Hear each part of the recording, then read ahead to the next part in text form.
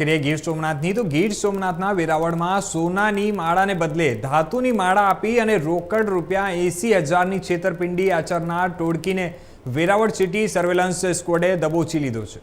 જણાવી દઈએ કે વેરાવળ રેલવે સ્ટેશન પાસે આવેલ વી-માર્ટ મોલ પાસેની ગલીમાં 3 ઈસમોએ પોતાની માતા દવાખાને દાખલ હોય અને જેથી રૂપિયાની ખૂબ જરૂરિયાત છે અને તેવું કહી એક સોના જેવી દેખાતી ધાતુની માળા સોનાની છે તેવું કહી અને રૂપિયા 80,000માં એક મહિલાને વેચ્યું હતું અને ત્યારે મહિલાએ સોની પાસે ખાતરી કરાવવા માટે જે માળા ખોટી હોવાનું જાણવા મળ્યું હતું અને ત્યારે મહિલાએ પોલીસમાં ફરિયાદ નોંધાવી હતી અને પોલીસે નેત્રમ શાખાના ટેકનિકલ સર્વેલન્સ અને બાતમીના આધારે જૂનાગઢના 3 ઈસમોને પકડી પાડ્યા છે અને રૂડારામ ગંગારામ વાઘેલા, નાનજી પ્રભુભાઈ સોલંકી અને અમૃત ત્રિકમભાઈ સોલંકી ત્રણેય સામે પોલીસે ગુનો નોંધ્યો છે અને રોકડ રૂપિયા 80,000ની રકમ પણ પોલીસે કબજો કરી અને આગળની કાર્યવાહી હાથ ધરી છે।